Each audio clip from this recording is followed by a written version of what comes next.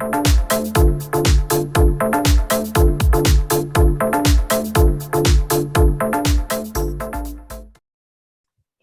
everyone, it's Angela Stevens with the podcast Refocus with Angela. And I cannot wait to tell you who our guest is today. He's a very familiar guest because he's been on this podcast before. His name is David Giwerc. And if you know him, he is the founder and president of ADCA, that's ADDCA, which is the ADD Coach Academy. He has coached many ADHD life coaches.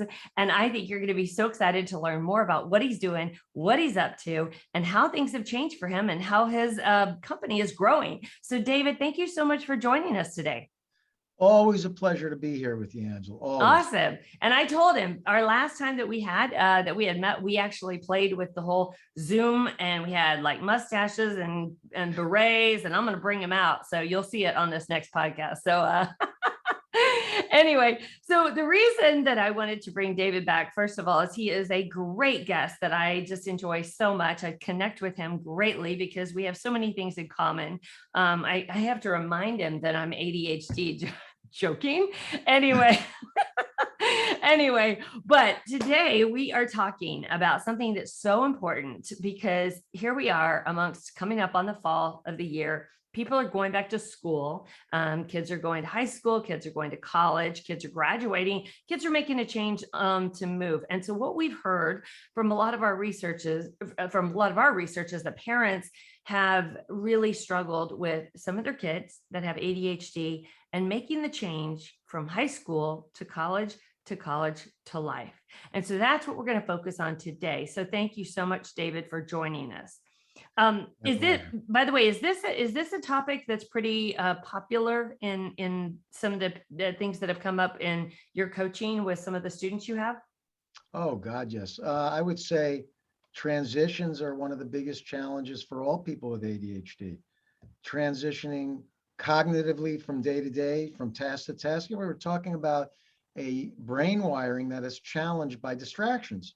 So when somebody's not interested in something, or even if they are, they can go from hyper focus, where their energy and focus is intensely concentrated in one area, and then they're asked to shift momentarily without any warning or anything. They're just said, shift from this to this.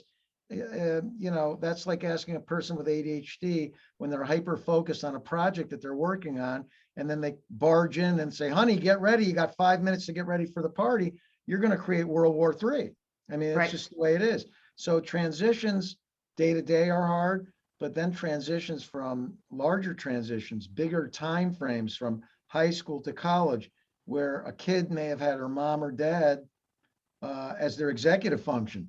The mom or dad gets them scheduled, gets their clothes ready, does too many things for them without helping them identify what are the things that they can do on their own, in their own unique brain wiring, how they learn, how they process, how they think.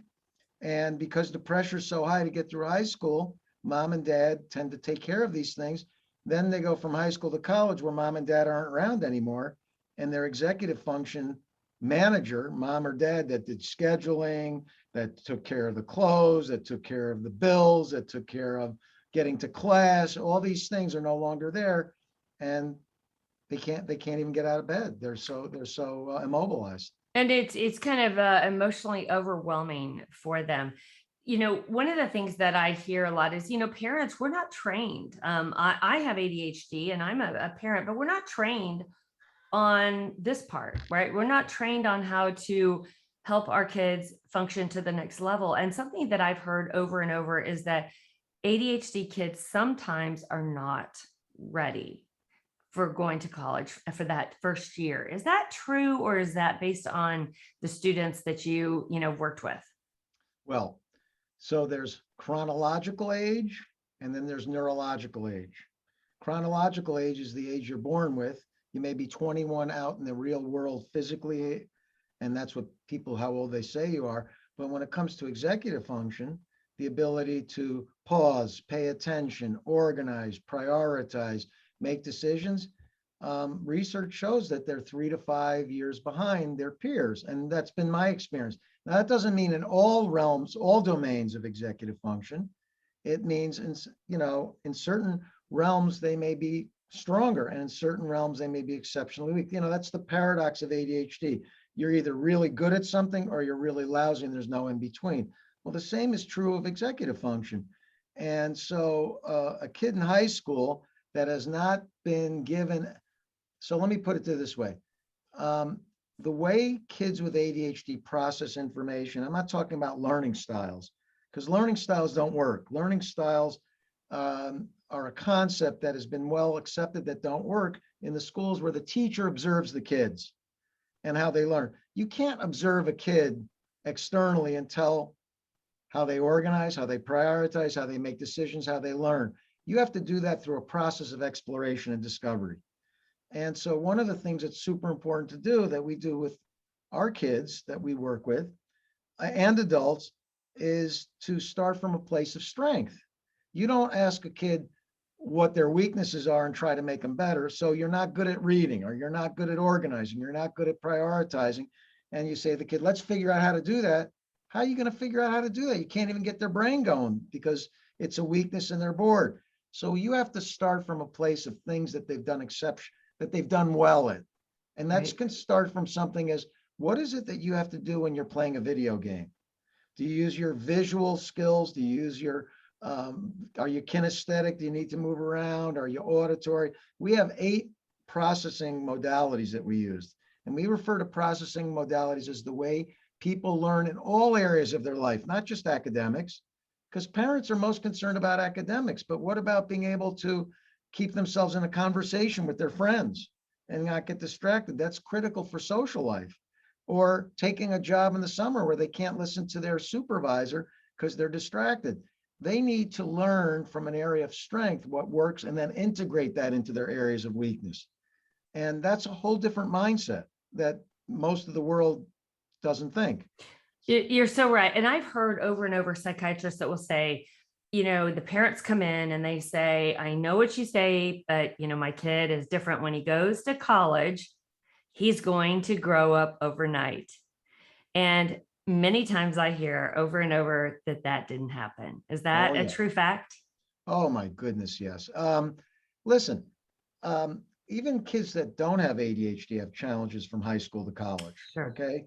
When we're talking about ADHD, we're talking about a much more intense duration of impairment. So all kids at some point can't pay attention, or they're impulsive, or they're hyperactive.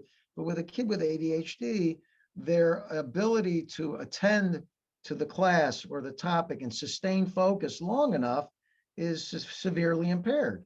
And think about it, if you can't pay attention to something and you can't sustain your focus on it long enough, you can't register any information in your brain. There's no memory. That's why a lot of people with ADHD, when they go to certain parts of their life around time management, they go into their brain, there's nothing there because they never paid attention to it long enough. Well, the same is true in school. So how do we get the kids that are 18 going through 22, very important times of their lives? They're already under tremendous amount of stress and pressure.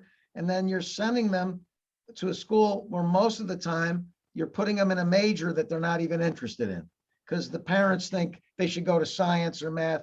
It's not the way it works. I mean, we've worked with too many kids and adults and all different ages to find out that ADHD is a challenge of motivation. It's a challenge of sustaining your focus and energy so that you can sustain it long enough to get things done, to pay attention to them, to register them. And frankly, those are your sources of inspiration. What inspires you? What motivates you?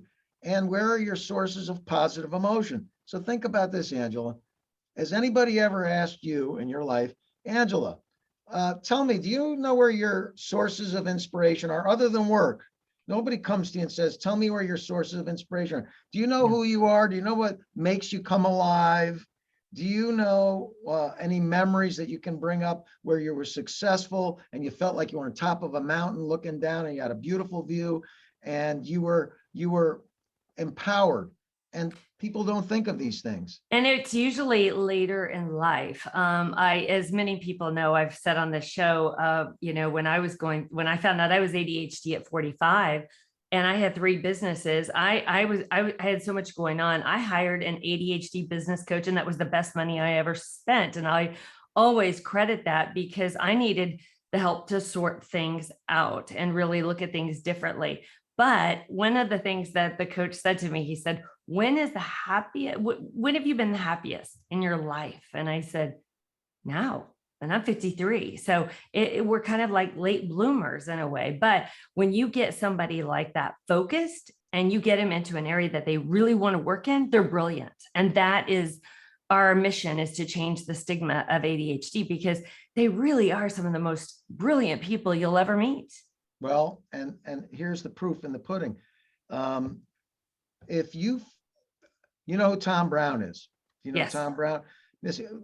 Tom is a brilliant man in the area of executive function.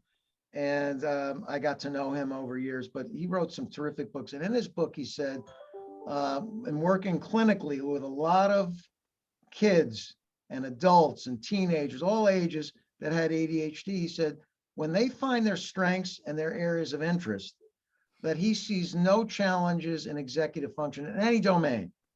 Because they're in their element. They're in their element. And how do they get there? Well, they got to give themselves permission to do that. Yeah. And they don't, because the way our brains are wired is we're into a negativity bias. We're automatically go for problems. The stories that we tell ourselves are based on beliefs that have been handed down to us. Do it the way the school tells you. Do it the way the workplace tells you. We got trillions of options in the way we process our brain, and school tells you to do it in 3 or 4 ways. There's trillions of ways to do it. So find your own unique way. Exactly. And parents in general, parents, we want unless you're in an abusive situation, most parents want their child to succeed. They want them to be happy. They want them to get there. But we're tough on our kids because we really don't know how to help them. Right? That's right. So let's use an example. Let's put it in real perspective here. Let's say that you have, and really quickly, is there a difference between boys and girls? Yes. Girls mature faster, right? Well, there's a difference in their ADHD, but not all the time, because I see girls, but mostly girls. And again, this is my understanding statistically, are more of the inattentive type. Okay. Boys tend to be more of the hyperactive type, but there's no set rules. It's just generally that's what it is. But no, they can be anything they want. But girls' emotional intelligence is higher than boys. Their limbic systems are a little bit larger. Girls are taught to be more emotional than boys, even though maybe that's changing a little bit. And most kids with ADHD have not learned the skill of emotional intelligence, which is the ability to identify their emotions in the moment and identify them and choose to change them rather than being stuck in them. Got it. That's a skill that everybody can learn. Everybody. So, okay. So going back to my example, it could be boy or girl, doesn't matter. Because I think they both struggle, but let's say you've got this family, maybe they're your middle class, they both working parents, and, they're looking at other kids and they're thinking, why is my kid not, they're struggling, they hang around smart kids, right? Because that's interesting that they do, but they're not going fast. They're not going on the trajectory that all of these other students are going. And it's almost, I hear this, it's almost like a disappointment, which is really too sad, and shouldn't be this way. But let's say it's in their second, third year where parents are going, okay, wait a minute, all these kids are graduating. My kid's still frustrated. What do parents do? Because I know you run a school and I know you have counselors, but in those situations, there's so many people in that situation, especially with the pandemic. This past year, going online has made kids struggle more than ever. So what do they do from A to Z? And when do parents just let go? Well, first thing they have to do, which many people don't, and there's not a lot of places to do it, is get educated about ADHD, but specifically their kids' ADHD, because every brand is different. So in our program, we have 2 classes that are foundational, but they're open to the public to get educated. So we get people that come in, it's called Simply ADHD, and we name it Simply to take the complexity out of ADHD to make it simple. For example, what's neuroplasticity? People don't know what that is. Right. What does interest do to the brain? What is emotional intelligence and why does it work? What is the power of the pause? Why do you need that biologically? To learn how to breathe? Because if you don't learn how to breathe properly, your prefrontal cortex, the part of your brain that allows you to prioritize and organize, is not connected to your limbic system, which is the emotional part. So what you have is when kids are under stress, they're hijacked by their emotions and their rational part of the brain is not available because they don't know how to breathe, because the brain needs 25% of the oxygen to be able to function.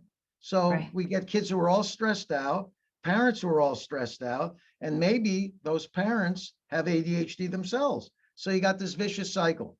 So Which is very common, very which is common, very common. Most parents don't even know that they have ADHD or ADD. very common. And so that just makes the emotional piece more volatile. And so if you don't understand how to navigate your own ADHD, whether you're a parent or kid, how can you ever move forward? You can't. So education is the first thing. And I wrote a book called Permission to Proceed. If you want to get an understanding of what we do differently, just for $20, get that and find out. And we'll put that on our website too, with the link of that. Because Sure. everybody's told me that that takes all this scientific language, which is important, but puts it in a level that everyone can understand. And we use models, simple models like machine, mind, and mission. How does your machine work in conjunction with your mind? If your dominant thoughts of your mind are negative and dark all the time, and those thoughts create neurochemicals in the brain, like adrenaline and cortisol, which is more stress, then they create chemicals. The invisible thoughts in your mind create neurochemicals in your machine, which isn't able to function. Your machine and mind are not in harmony. So if your machine and mind are not in harmony, how can you ever go after your mission? Correct. So that's what we're doing. That's what we're doing. So any coach that comes into training has to be super well versed in understanding ADHD so they can educate their clients right up front.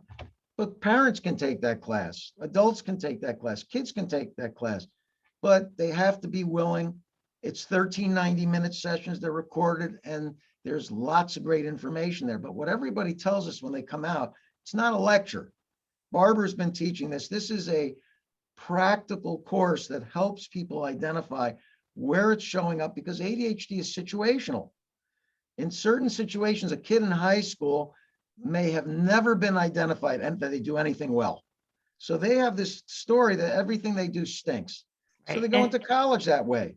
So the first thing parents have to do is finding their kids doing things right. Shine the light on what more they do yeses right. than no, right? More Yes. yeses than no. Yes, this is what, and give them the evidence, because they won't believe it, because they've been told their whole lives, like you said, they're not performing at their peers, their colleagues' level. Right. And that's frustrating for parents. It's frustrating for kids. Like the kid wants to do worse than his friend, like he's doing it on purpose, right? And the paradox is he may be a great athlete, and people say, how come he can catch a baseball going 80 miles an hour, but he can't pay attention in math class? Because he's lazy. And it's not true. It's that statement I've heard over and over and over. And they're like, well, if he wants to do this, he can do that. Or she wants to do this, she can do that. And I'm like, oh, there's so much more to it than that.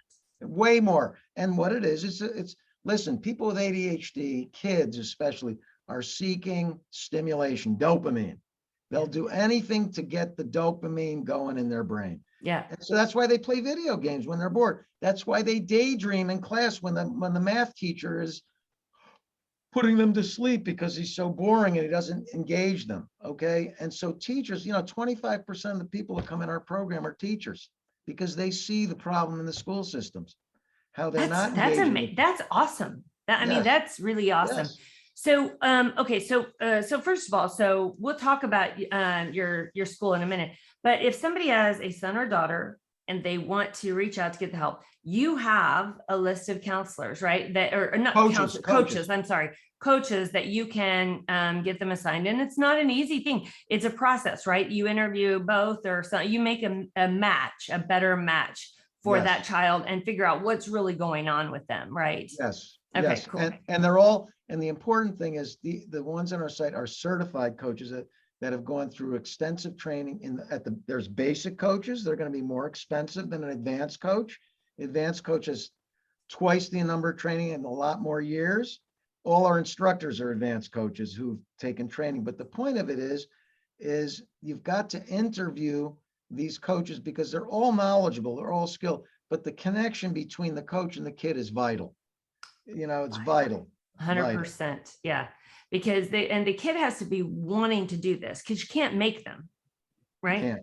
And if, Now, and if, now what we find, Angela, in that case, a lot of parents put pressure on their kids to be coached. But as coaches, we're trained on how to take that kid in and take the pressure off. yeah, yeah, One of yeah. the things we have, because they're already under so much pressure as it is, we got to Yeah. take the pressure off. Something that we just did, it was a year ago or so, but we did a whiteboard with my son and we just said, what are your stresses? Because let's help you. I mean, if there's something that we as parents can do to help you, and it was with friends, it was with, school, it was things, and it's that dialogue. So if that helps you as a parent to do something like that, just to start that dialogue, whatever it is, if they are not willing to talk to you, that's really healthy. Right. So if let's say a parent says, okay, we're gonna find a coach, we're gonna sign them up, we're gonna go this passion. Parents need to kind of step away and let it happen, right? I always say that, because let you guys do your job unless you're needed in it, right? Well, there's different dynamics, Angela. Mm-hmm. It depends on the relationship the child has with their parents. Yeah. We have some parents where the mom or dad, depending on the relationship, we coach them at the same time because. Oh, there you go. Mm-hmm. Yeah. But that's exception rather than the rule. Most of the time it is independent. Yeah. Because, but the parents are crucial in this because here's why. You can coach a kid and coach them to do well in school, but eventually they have to go home every day. Yeah. And it's in the home where their environment is free that the parents have to learn to create an environment that doesn't add more stress and more pressure on them. It doesn't let them get away with doing whatever they want, but there's some boundaries that Yes. are customized boundaries that work the way the kid works. And there are rewards based on good behavior, not just on doing things, but on good behavior. Kids have to be motivated. Just like, a team wins the trophy. What's the trophy for the kid? It has to be built in, but it has to be built in a very customized way. So the bottom line is parents are essential to the success of the kid. They really are.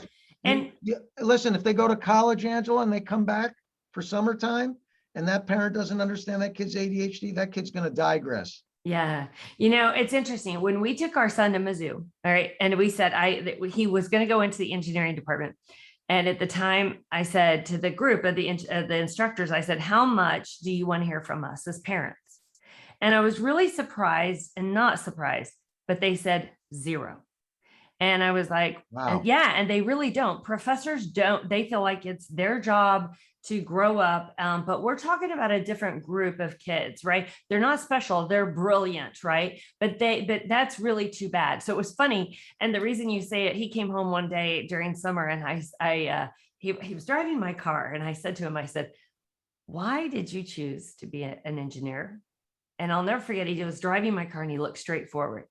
And I said, it was because of my husband, wasn't it? Because he's an engineer and he's been a great stepdad to him. And he goes, how did you know? And I said, because I'm your mom. And I said, but here's the thing. He's going to love you no matter what you do, but you can't live his life, live your life, right? So that's the thing that the dialogue of the parents really has to stay in tune. And we didn't win a different course at that point.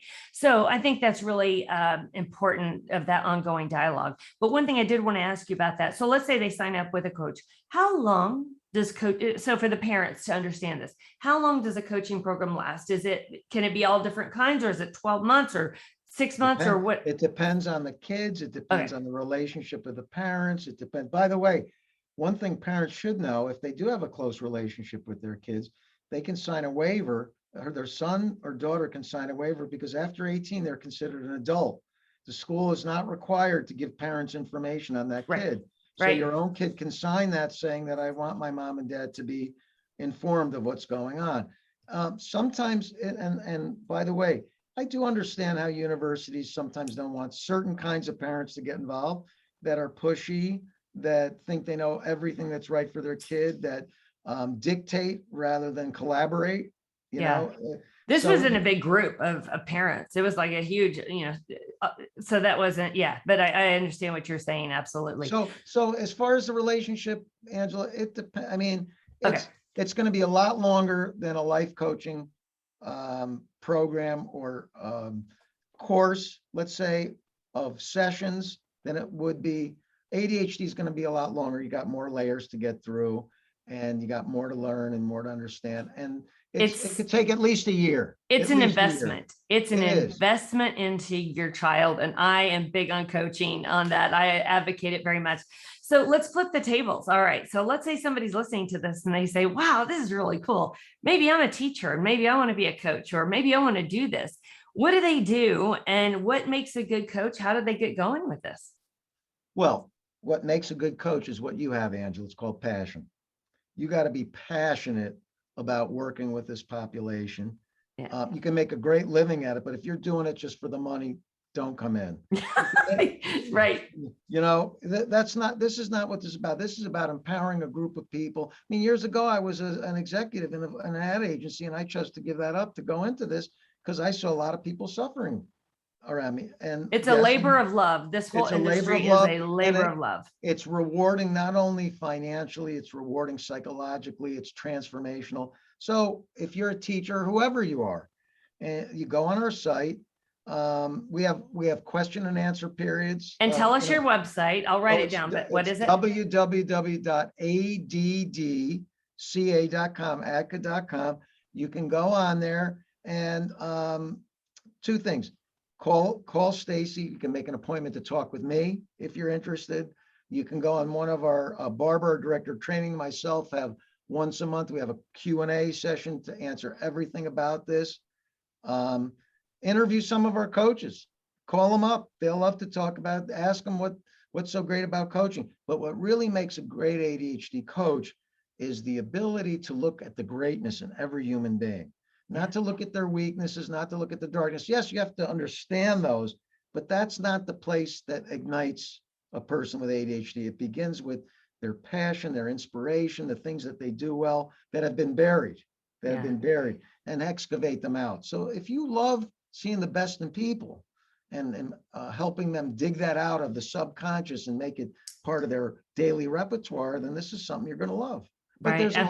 there's a whole set of skills. This is, you know, like any other profession, we have competencies and skills you have to go and train for to become certified. And we're an accredited school. So that's going to set you apart. You wouldn't go to a university that isn't accredited. So why go to a training program that isn't either? That's right. So so first of all, what's the process? So let's say I go to your website and I sign up. First of all, do you do it virtually, and how long does it take?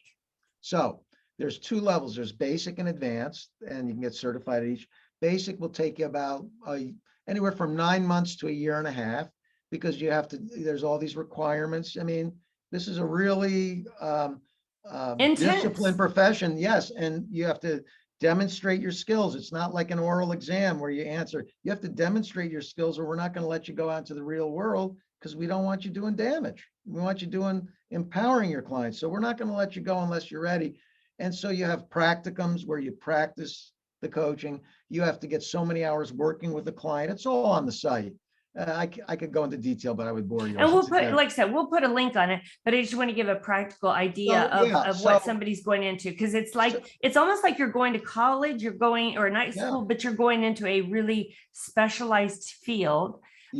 Educate yourself, right, about ADHD, ADD, all of that, because you guys coach. What are your ages? When they become a coach, do they coach young or older? The age that they're able to articulate. Okay. Which could be any age from 7 to 10 up until 80 or more. We have 80-year-olds getting diagnosed now and loving their lives. But the whole point of it is this is a practical education. Now, if you have ADHD, which 70% of the people who come into the program do, you get the double benefit of learning how to manage your own ADHD really well, because you got to model that for your clients, you know, like anybody else. So you're getting that, but you're going to learn the skills of coaching, which is not the same as consulting or therapy. We're not helping people deal with their problems. We're putting them through a collaboration and a conversation of empowering them with questions and mirroring and reflecting to ask themselves what's in their best interest, what makes their heart sing, what do they do best, all these things. And it's an exploration process.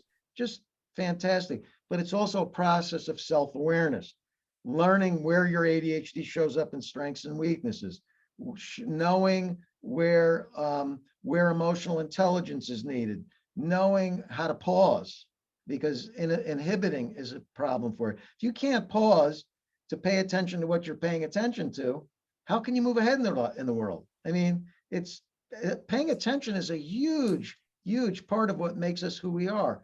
And if you don't know who you are and what makes you come alive, how can you move forward? So these are 6 huge areas. Oh, and the last piece is you're going to get exposed and introduced to 6 different kinds of strengths. There's performance strengths. That's what everybody looks at, but there's character strengths, which are the essence of what makes you who you are, what makes you come alive. We use an assessment that was created at the University of Pennsylvania by Martin Seligman. We're the only ones who've done research in that area. You're going to learn about creativity, a huge, if you go look up creativity on the website, there's 390 million different definitions of creativity, but there is a certain kind of ADHD creativity which is showing up in research. You're going to learn about executive function strengths. You're going to learn about processing modalities, not learning styles, how you learn to learn and how you take in information and make sense of it so you can move ahead in life, not just academic, in all areas of your life. So we look at these strengths and they all have to come together. Not just one. If you perform well, but you don't know what makes you motivated and how to express that, what good is it? So we do all these things. And you're going to go through a process of learning about your ADHD for 45 hours. And the other 45 hours is learning the skills on how to coach a person to embrace their unique brain wiring, look at their strengths, integrate them into their lives, and hold themselves accountable.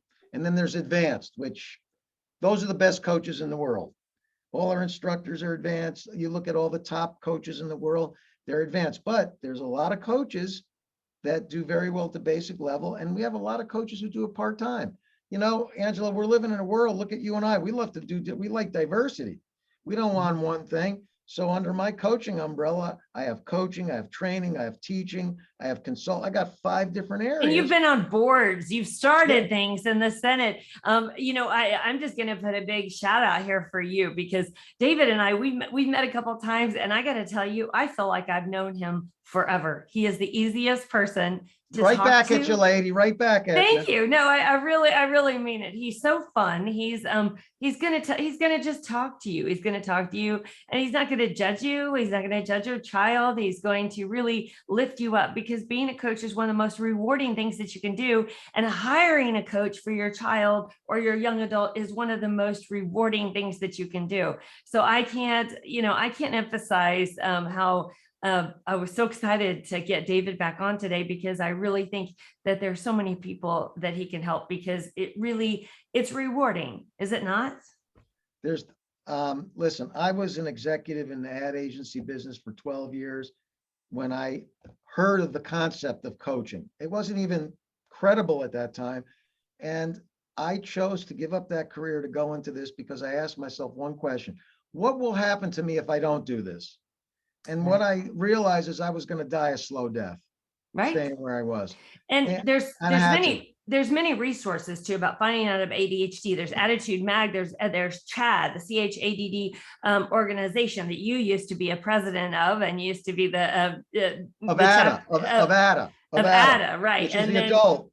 Exactly. Yep. And I encourage you to look at that too, and we'll put some resources on that. But David, first of all, I can't thank you enough for taking the time, because like I said, as I was just telling him before, we got an email from somebody this past few weeks that emailed us and said, I listened to one of your episodes with David. I'd love to be a coach. How do I do that? And so we connected them. So that to me is so rewarding. So, but I got to ask you, because I always ask you at the end of our podcast. So, what's changed when you get in your car and you're going to that thing? It's been, a while since we talked. What is the music, man, that you're listening to? What gets you going? What gets you hyped up? And it can be anything from hip hop to jazz to whatever. What gets you going? Well, interestingly enough, the song hasn't changed, but what they're doing about the singer of that song is they've made a movie on it. And that's Aretha Franklin, Respect, Woo! RESPECT.